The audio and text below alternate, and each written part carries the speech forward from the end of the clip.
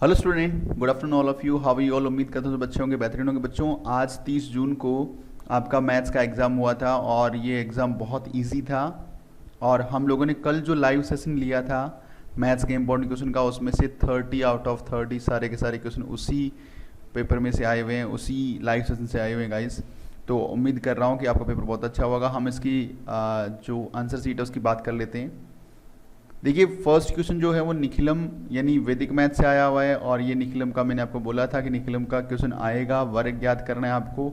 And Nikhilam का वर्ग ज्ञात करने का आपके पास बहुत ही इजी सा तरीका है आपको, यानी number plus deviation multiply with deviation का स्क्वायर। नंबर 105, डेविएशन कितना है 5, क्योंकि उसमें मुझे बेस कितना लेना पड़ेगा 100 बेस लेना पड़ेगा, क्योंकि 100 के आसपास है। प्लस डेविएशन का स्क्वायर हो गया 25, 5 का स्क्वायर 25, तो ये हो गया 110 25। तो ये अपना आंसर हो गया बेटा फर्स्ट वाले का। आई थिंक सबका अच्छा होगा। ये क्वेश्चन है जो इसको आप दो तरीके से कर सकते हैं, या तो इसको आप शून्य समुच्चय मान करके, यानी x प्लस 2 दोनों जगह इक्वल है तो इसको इज इक्वल्स टू 0, तो x का वैल्यू कितना आ गया -2, या फिर 2 को अंदर मल्टीप्लाई कर दें तो ये इक्वेशन बन जाएगी a b c और d वाला फॉर्मेट। फिर फॉर्मूला लगाना है x equals to d minus B a minus C, ये फार्मूला मैंने आपको बताया था। इस फार्मूले से कैलकुलेट करेंगे तो इसका x का वैल्यू आएगा -2 guys. So question number second ऐसा होगा। क्वेश्चन नंबर थर्ड की बात करें हम लोग, क्वेश्चन नंबर थर्ड बहुत इजी है, बहुत ज़्यादा इजी। इसमें कुछ करना ही नहीं आपको, सिंपली आपको क्या दे रखा है, एलसीएम एचसीएफ दे रखा है आपको। प्रोडक्ट ऑफ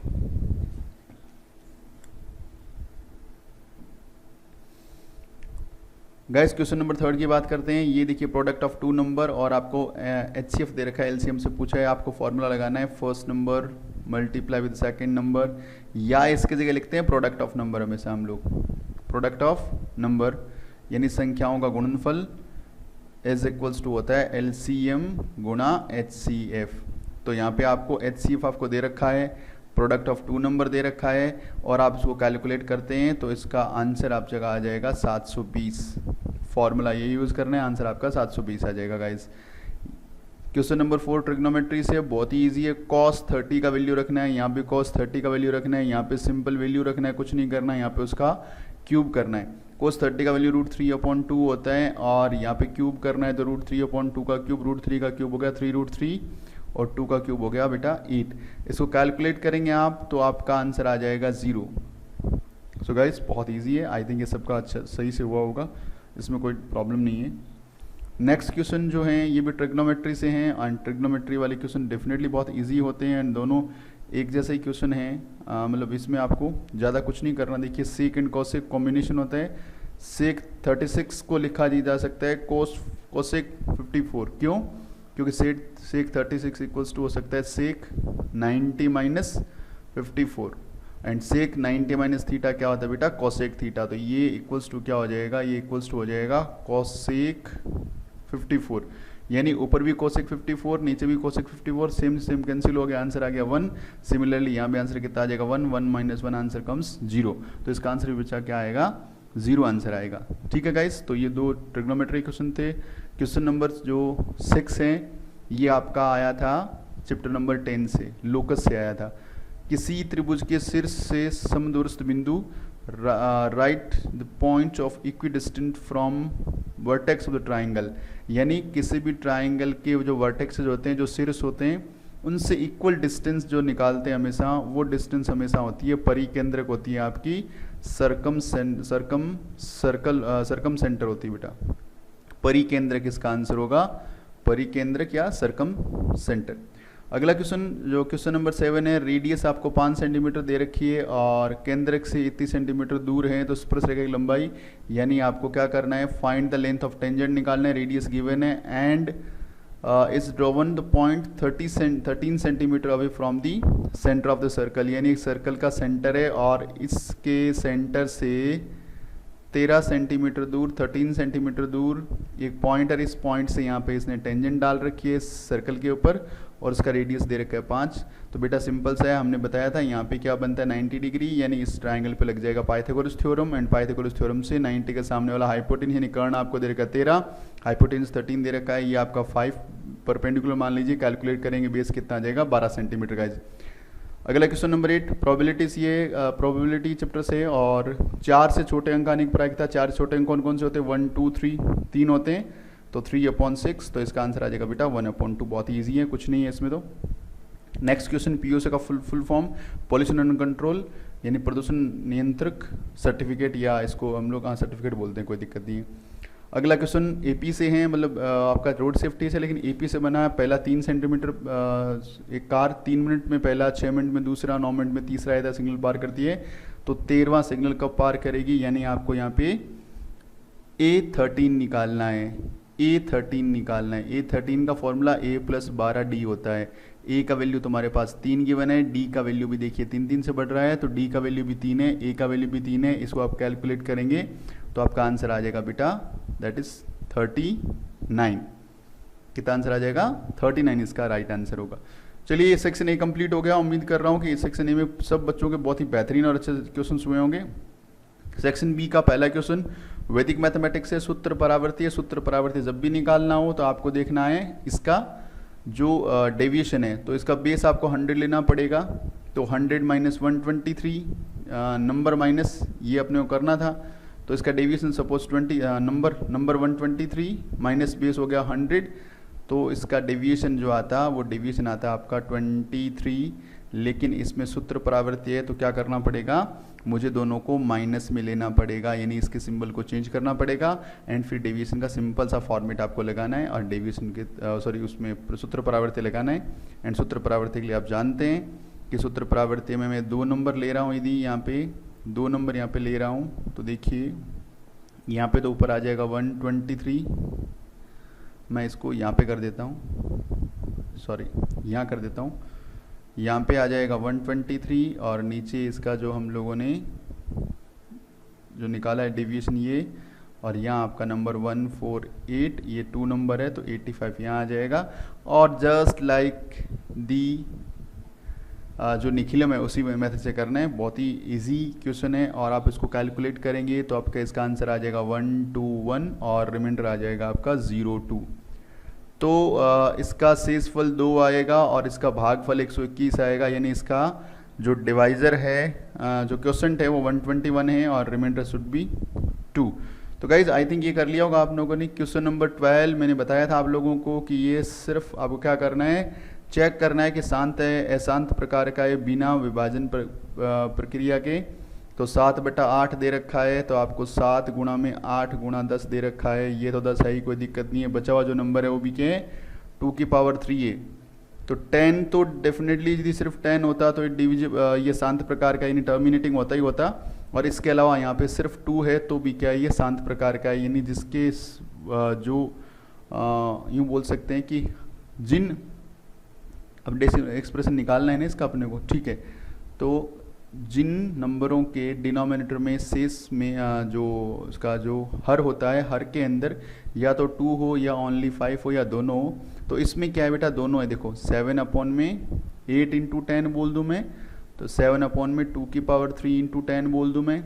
अब देखो यहाँ पे 10 तो कंप्लीट ऐसे डिविजिबल हो जाएगा, 2⁻³ है, 5 कम पड़ रहा है तो 5⁻³ से ऊपर नीचे क्या कर दूंगा मैं कैलकुलेट कर दूंगा, और ऊपर में 7 × करूँगा 125, नीचे देखो 5⁻³, 2⁻³ तो 10⁻³ और एक 10 है 10⁻4, ये आ जाएगा 10⁻4। ऊपर वाले को कैलकुलेट करूँगा, इसका आंसर आएगा आपका 875। अब मुझे इसको 40 से डिवाइड करना है, तो 1 2 3 यानी आपका आंसर आ जाएगा 0.0875। ठीक है गाइस। क्वेश्चन नंबर नेक्स्ट जो है अपना 13।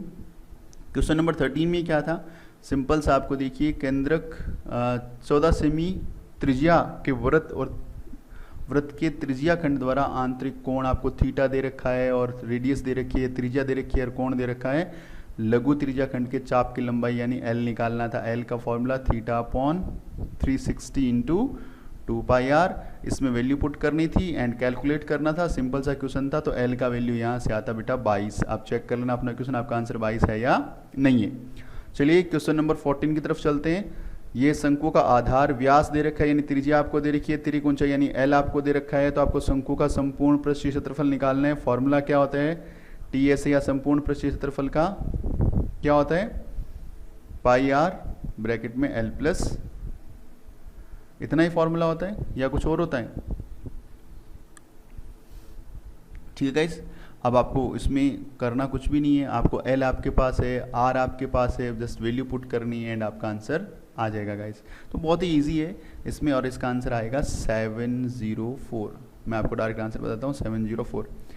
अगला क्वेश्चन है, सीसीटीवी 8 मीटर लंबा खंबा है, उस पर कैमरा लगा हुआ है 10 मीटर तक, दूरदर्शी रेखा 10 मीटर दूरदर्शी रेखा कौन सी होती है? यदि मान लीजिए ये पोल है और इस पे यहाँ पे कैमरा लगा हुआ है, तो यहाँ पे ये जो है इस रेखा को हम लोग बोलते हैं, क्या बोलते हैं इसको? हम लोग बोलते हैं दूरदृष्टि रेखा, दूरदृष्टि रेखा बोलते हैं ना। टॉप स्ट्रेट से देता फॉरवर्ड सीन टू दी, हाँ line of site, line of site 10, यानी ये 10 दे रखा है, ये 8 दे रखा है। आपको निकालने खंबे के चारों तरफ परछाई निरुद्ध वर्ताकार क्षेत्र का क्षेत्रफल, यानी ये जो कैमरा है वो 360 डिग्री पे रोटेट होता है, तो इस सर्कल का एरिया निकालना है। इस सर्कल का एरिया निकालने के लिए पहले मुझे रेडियस निकालनी पड़ेगी, और रेडियस के लिए यहाँ पे इस ट्रायंगल में पाइथागोरस थ्योरम लगाना पड़ेगा। पाइथागोरस थ्योरम लगाऊंगा, यहाँ 90 बन रहा है, 90 के सामने वाला ये परपेंडिकुलर है, तो 10 का स्क्वायर माइनस 8 का स्क्वायर यानी 36, 36 का रूट कितना होता है 6, यानी आगे 6, और 6 यदि रखूंगा मैं रेडियस का वैल्यू, तो मेरे पास इसका जो एरिया आ जाएगा, यानी मुझे बाद में पाई आर स्क्वायर का फॉर्मूला लगाना है, कैलकुलेट करना है, इसका आंसर आएगा 113.04 समथिंग, इसके आसपास आएगा, थोड़ा चेक कर लेना आप लोग। ये सेक्शन बी अपना हो गया। सेक्शन सी बहुत इजी क्वेश्चन आया है, दोनों साल से भी इजी क्वेश्चन। आपको इसका मिडिल टर्म स्प्लिट करना था, और मिडिल टर्म स्प्लिट करके इसके क्या निकालने थे? फैक्टर निकालने थे। यदि आप इसके फैक्टर निकालते हैं तो इसके फैक्टर आते हैं आपके, एक आता है आपका 5 और दूसरा आता है आपका -3, यानी 2 फैक्टर आ गए, यानी आपने इसके 2 शून्यांक निकाल लिए, फैक्टर नहीं ये शून्यांक निकल गए। फैक्टर तो आपका x-5 और x+3 ये फैक्टर आ गए, मिडिल टर्म स्प्लिट करते हैं आप तो इसके ये 2 फैक्टर आते हैं, और इससे आपने शून्यांक निकाली, यानी ये आपका अल्फा का वैल्यू, ये आपका बीटा का वैल्यू। बाद में क्या करना है आपको? रिलेशन दिखाना है। रिलेशन के लिए आपको पता होना चाहिए अल्फा प्लस बीटा होता है -b/a, और अल्फा मल्टीप्लाई विद बीटा होता है c/a, यानी यदि आप इसका कैलकुलेट प्रॉपर ढंग से करते तो इसका क्या आंसर आता? तो इसका आंसर आता बेटा अल्फा प्लस बीटा है ना, इसका आंसर आता 2, दोनों तरफ 2 आता, और इसका आंसर बच्चे आता आप लोगों का -15 और -15। तो कैलकुलेट करके देखा होगा आप लोगों ने, तो आप चेक कर लेना आपका आंसर सही है या नहीं है।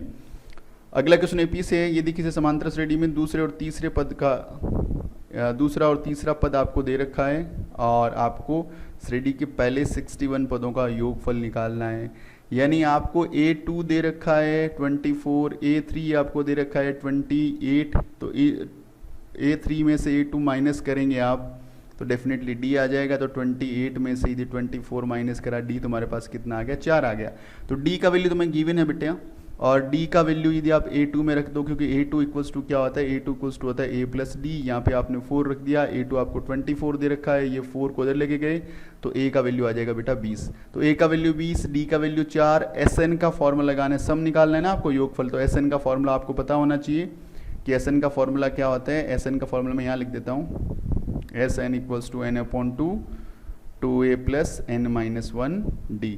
आपके पास n का वैल्यू 61 है, d का वैल्यू 4 है, और a का वैल्यू 20 है। कैलकुलेट करना था, एंड कैलकुलेट करने के बाद इसका आंसर जो आएगा वो आएगा 8540। कैलकुलेट करके आपने देख लिया होगा, चेक कर लेना कि आपका आंसर सही है या नहीं है। क्वेश्चन नंबर नेक्स्ट जो है उसमें बढ़ते हैं हम लोग। क्वेश्चन नंबर आपका 18 के अंदर एक 12 मीटर ऊंचा पेड़ है, तेज हवा के कारण वो टूट जाता है, और उसका जो सिर से मान लीजिए इतना ऊंचा पेड़ है, और हवा आई ये टूट गया, और टूट करके इसका जो ये वाला सिरा है वो यहाँ से कहीं से टूटा होगा, और यहाँ आके मान लीजिए ज़मीन से टच हो गया। तो आपको बताना है कि ये ज़मीन से कितनी ऊंचाई से, यानी ये पॉइंट निकालना है ये कितना ऊंचा है।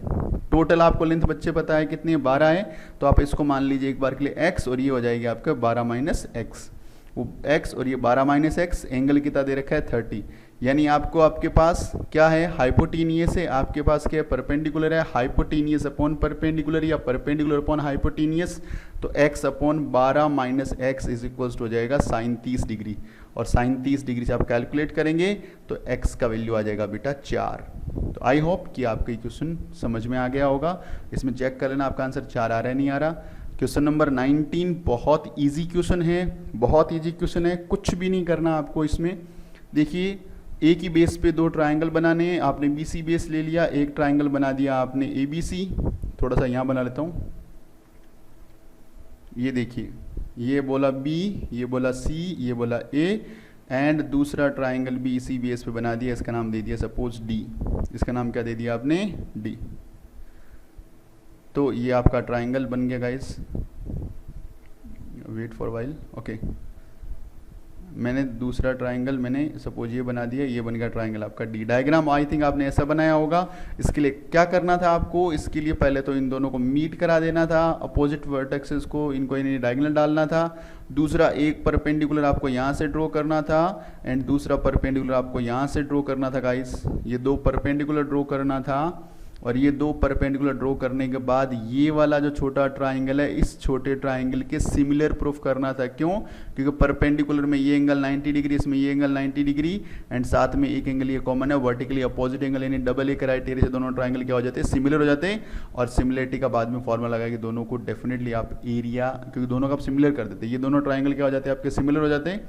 और सिमिलर ट्रायंगल का एरिया उनकी जो अपोजिट साइड है उनके एरिया के स्क्वायर के इक्वल होता है, एरिया के स्क्वायर के इक्वल होता है।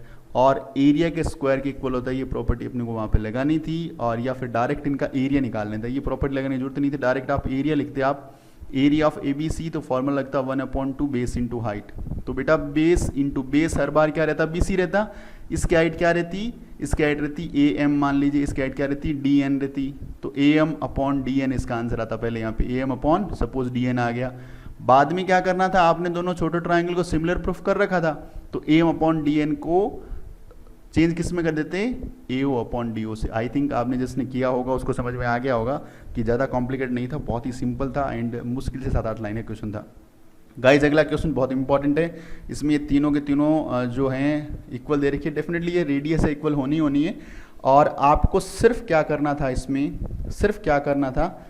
एक काम करना था, इसको इससे मीट करा देना था, इसको इससे मीट करा देना। जैसे ही मीट कराते तो आप क्या बोलते कि देखिए पहले CD ले लिया आपने, CD आर्क लिया, CD आर्क एक बार मिल रहा है यहाँ पे, दूसरी बार मिल रहा है यहाँ पे, ये इसका सेंटर है और ये इसका कोई दूसरा सेगमेंट के अंदर यानी बचे हुए सर्कल के अंदर पॉइंट है। तो यहाँ पे जो कोण बनेगा उसका डबल होगा, ये x बनेगा तो कितना होगा बेटा? 2x होगा। सिमिलरली फिर इसको ले लो, ये एक बार कहाँ मिल रहा है? एक बार यहाँ मिल रहा है, दूसरी बार कहाँ मिल रहा है? यहाँ पे मिल रहा है। यदि ये एंगल y तो ये कितना होता बेटा? 2y होता। अल्टीमेटली इन दोनों का सम कर दो, तो आप क्या करेंगे? x + y = 2, यहाँ से कॉमन आ जाएगा, यहाँ क्या आ जाएगा? x + y, यानी ये इसके डबल हो जाएंगे। यही स्टेटमेंट यहाँ लिखा हुआ बेटा।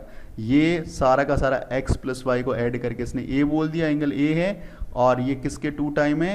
इन दोनों एंगल के सम के 2 टाइम है। इसका नाम क्या है? इसका नाम है DBC, और इसका नाम क्या है? CBD। इसका नाम है, हाँ ओके, BDC और CBD, यानी ये x और ये y जो मैंने जिस ढंग से बताया वहाँ पे आप नाम लिखना था डायरेक्ट। बहुत ही ईजी अप्रोच थी इस क्वेश्चन की, एकदम इजीली आप आराम से इसको कर पाएंगे।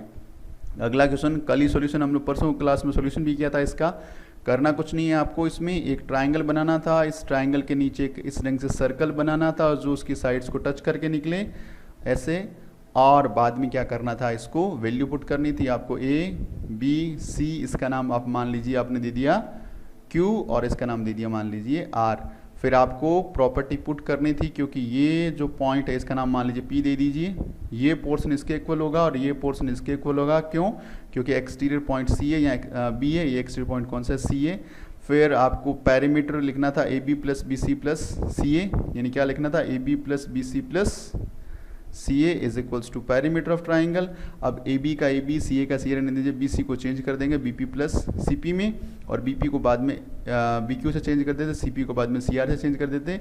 और हमें पता है AQ = AR, क्योंकि एक्सटीरियर पॉइंट A से क्या थी? ये टेंजेंट थी।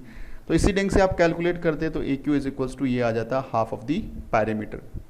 अगला गाइस क्या था? आपको एक पहले एक परिगत वर्त बनाना है, और आपको ये 6 सेंटीमीटर 5 सेंटीमीटर एंगल दे रखा है।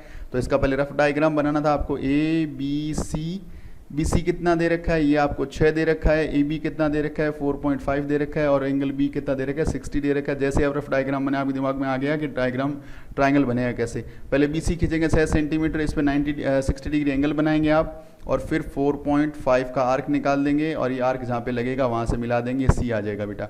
अब क्या करना था आपको, परिगत वर्त बनाना है आपको, एंड परिगत वर्त के लिए यू नो वेरी वेल कि साइड्स का बाइसेक्ट करना था, किन्हीं दो साइड का बाइसेक्ट करना था, किन्हीं दो साइड का बाइसेक्ट करना था, और इनका जो बाइसेक्ट पॉइंट है उस पर प्रकार की नोक को रखना था, यहाँ तक कंपास को खोलना था, फिर इसको घुमा देना था।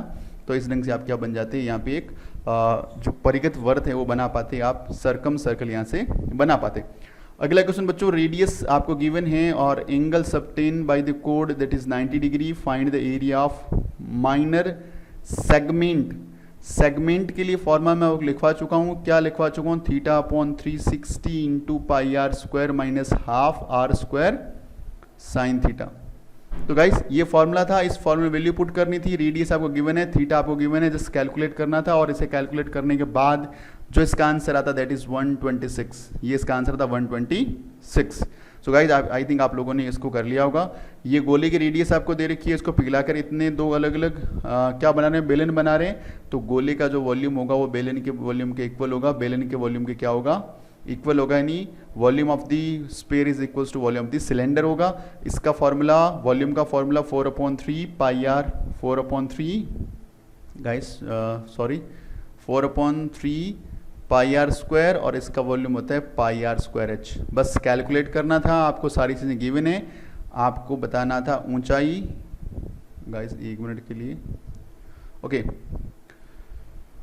सो ठीक है, इसको पिघला के इतनी त्रिज्या का ऊंचाई के कितने बेलन बनाए जा सकते हैं, तो इसमें लिखना था n बेलन बनाए, इसको n से मल्टीप्लाई कर देना था, और बाद में इसको कैलकुलेट करना था, तो आपका आंसर आ जाता 18 इसका आंसर आ जाता गाइस। आई थिंक आप लोगों ने कर लिया होगा। Formula 4/3 pi r square pi r cube, और इसका फॉर्मूला था पाई आर स्क्वायर एच। सारी वैल्यूज गिवन थी, बस ये बैलेंस ज़्यादा बनेगी तो n से मल्टीप्लाई करके चेक करना था। नेक्स्ट क्वेश्चन जो बच्चे वो है 25 प्रोबेबिलिटी से क्वेश्चन है। 5, 2 और 3 गेंदे सबको मिला दें, 10 गेंदे हो जाएगी। आपको निकालना था कि वो गेंद सफ़ेद हो, सफ़ेद का कितने 5, तो 5/10, लाल तो 2/10, और काली तो 3/10। बेटा ये सिंपल सा क्वेश्चन था, एकदम लल्लू क्वेश्चन था। आई थिंक ये आपको दान में क्वेश्चन इन्होंने दे दिया है, आपको करना था बस गाइस। सेक्शन सी कंप्लीट हो गया। डी के अंदर सिंपल आपको ग्राफ बनाने थे, कैलकुलेट करने थे दोनों इक्वेशन को, लीनियर इक्वेशन 2 वेरिएबल्स हैं, और दोनों का यदि आप ग्राफ बनाते तो ग्राफ कुछ इस तरह से बनता है इसका। मोस्ट प्रॉब्ली ग्राफ आपने कहीं ना कहीं ये एक्स एक्सिस मीट करता, और ये जो पॉइंट आपका होता बेटा वो आपको चेक करना था 5,0 है, यानी इसके कोऑर्डिनेट्स क्या थे, एक्स का वैल्यू 5, y का वैल्यू 0, x का वैल्यू 5 रखते हैं, यहाँ आता 20, y का वैल्यू 0 0, तो m का वैल्यू आ जाता है इसमें 20। इस क्वेश्चन का आंसर 20 था। डायग्राम इस तरह से था, क्योंकि दोनों के दोनों वैल्यू को मीट क्या करना था, आपके x एक्सिस पे मीट करना था। ये बच्चों ट्रिग्नोमेट्री क्वेश्चंस हैं, तो या तो ये आपने पोर्शन अटेंड किया होगा 3 नंबर का, ये 3 नंबर का, दोनों का अटेंड करना था आपको। सॉरी ये तो सेम है, मतलब ये आपको इंग्लिश में हिंदी में दे रखा, इंग्लिश में दे रखा, या तो ये दोनों 3-3 नंबर के अटेंड करने थे, या नीचे वाले 2 अटेंड करने थे। सारे के सारे वो क्वेश्चन है जब हमने कल डिस्कस किए थे, तो ये तो आपको प्रूफ करके चेक करने थे। आई थिंक आप ये पोर्शन कर ज़्यादा ईजी पड़ता आपके लिए बजाय इस नीचे वाले के। तो आप कोई भी क्वेश्चन अटेंड करें, वैसे ठीक है, दोनों के दोनों अच्छे हैं। और क्वेश्चन नंबर 28 जो हैं ये बहुत ईजी आया है। ऑन दी एक्स एक्सिस बिंदु का पता करना था, तो x,0 आपको लेना था। सम डिस्टेंस पे इसका आप पॉइंट P नाम दे दो, इसका नाम A दे दो, इसका नाम B दे दो, AP is equals to BP, ये दोनों इक्वल है। कैलकुलेट कर लें, इसकी वैल्यू पुट कर दें, तो आप आराम से निकाल पाएंगे कि x एक्स का बिंदु कौन सा है। तो आप यहाँ से कैलकुलेट करेंगे तो एक इक्वेशन बनेगी, और कैलकुलेट करने के बाद जो इसका आंसर आएगा गाइस, वो जो आंसर आएगा वो आएगा एक, तो x का वैल्यू आप प्रॉपर ढंग से कैलकुलेट करेंगे। आपको इसमें क्या निकालना है, ओके ठीक है, तो इसका आंसर आता -6,0, यानी x का वैल्यू आता -6। सेकंड वाले में आपको अनुपात रेशियो निकालना था कि पॉइंट ये, दूसरा पॉइंट ये, उसको ये पॉइंट किस अनुपात में यानी किस रेशियो में डिवाइड करेगा। तो फॉर्मूला आपको कौन सा लगाना था, फॉर्मूला आपको अच्छे ढंग से पता होना चाहिए कि फॉर्मूला यदि आप x की वैल्यू गिवन है, दोनों x की वैल्यू, x का फॉर्मूला यानी m1x2 प्लस m2x1, अपॉन के अंदर m1 प्लस m2, ये फॉर्मूला लगाते तो आप आराम से इसका आंसर निकाल लेते। इसका आंसर आता 5:3, 5:3। तो गाइस बहुत अच्छा क्वेश्चन था, बहुत इजी क्वेश्चन था। अगला सबसे अच्छी बात कि जो चैप्टर ट्रिग्नोमेट्री में सबसे ज़्यादा हार्ड पढ़ रहे थे उनमें से दोनों इजी क्वेश्चन आए हैं।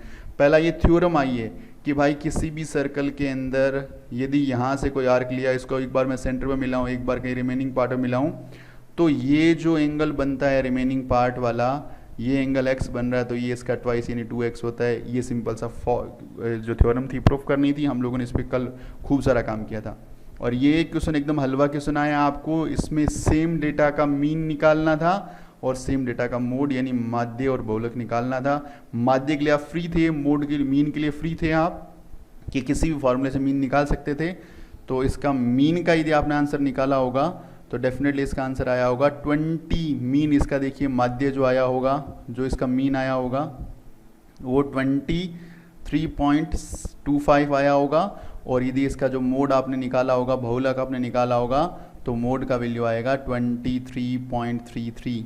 तो गाइस इस ढंग से एक पेपर का पूरा सॉल्यूशन हम लोगों ने ज़्यादा डेप्थ में जाकर डिस्कस नहीं किया, बट मेन चीज़ें डिस्कस कर ली। आई होप सबका पेपर बहुत अच्छा बिंदास सुपर हुआ होगा। Wish you all the best for your coming life and all the best. उम्मीद करता हूँ रिजल्ट आपका बहुत शानदार रहे और आपका रिजल्ट 100% बहुत अद्भुत, बहुत बढ़िया रहेगा। All the best from future series institute. And guys video को लाइक कर दें, शेयर कर दें अपने दोस्तों के साथ, ताकि वो अपने जज कर पाए उनके आंसर कैसे हैं और उसका पेपर कैसा हुआ है। और मिलते हैं नेक्स्ट वीडियो में, तब तक आप लोग वीडियो को लाइक करें, शेयर करें और चैनल को सब्सक्राइब करें। All the best guys. Channel को सब्सक्राइब करने के लिए सब्सक्राइब बटन पर क्लिक करें और लेटेस्ट अपडेट्स के लिए बेल आइकन पर क्लिक करें।